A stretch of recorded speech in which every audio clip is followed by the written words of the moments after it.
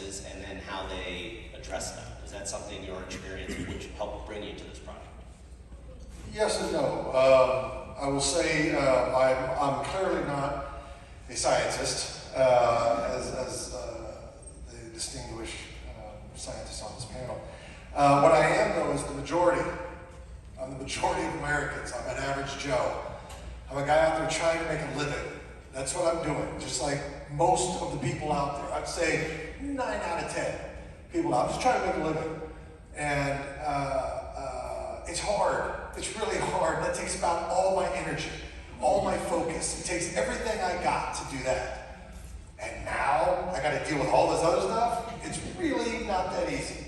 And I consider myself, like I said, I like to be a responsible citizen. I believe in service. I believe in doing the right things, helping where I can, and being responsible where I can.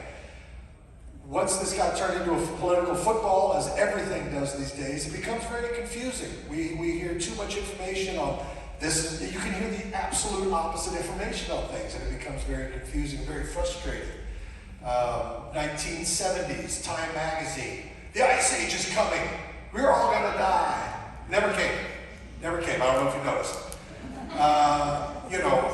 Global warming, we were guaranteed that certain things, the sky was going to fall, we were all going to die by certain time frames, by politicians and by all kinds of people. It hadn't happened. So I sit there and I go through life, struggling to try to do the right things, but at the same time, I just don't have the time. I get to a grocery store, I got to get the groceries and get home because I need sleep and I need to eat and I got to plan for tomorrow because I'm just trying to make a living. So I consider myself an every person, an every man.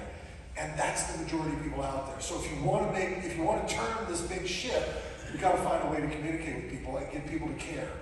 I came into this project late and was educated through this process and learned a lot. What appealed to me, though, was the optimistic way at which they approached this film, which is, let's talk about solutions. Let's talk about answers. Let's talk about the good stuff that's going on there right now with individuals, with corporations, with all these research firms, with all these new green initiatives and all these wonderful things that are happening out there. People are working on the problems. Humanity solves its problems, and I'm optimistic we can do that here, but we have to do what's being said. We have to do what's being said up here. I live in California, and when they said I have to pay 10 cents for my plastic bag at the grocery store, which I used to get for free, it pissed me off, I'll be honest. Okay? When they gave me a paper straw that dissolves, it pissed me off. These things bothered me. But I get it now, and it's worth it. It takes time. These things don't happen overnight. I had to adjust. And I'm not alone. I could go to my block party at the end of my cul-de-sac and everybody's bitching about the same thing.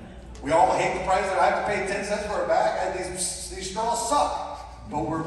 But they're getting better. They're making improvements on them, and the consumer's going to get better choices, and they're going to be biodegradable. They're going to be, and we're going to get there. But it takes funding, it takes effort, it takes conscious. You have to think about it. You have to be aware of it. And so that's why I was honored to be asked to be part of it. I'm not a drum-beating tree hugger, but I am someone who cares. I have children. I want to be responsible. I want to do the right thing. And so I'm trying to educate myself on it. And if I can help others, come closer to being more responsible, then that's what I'm here to do.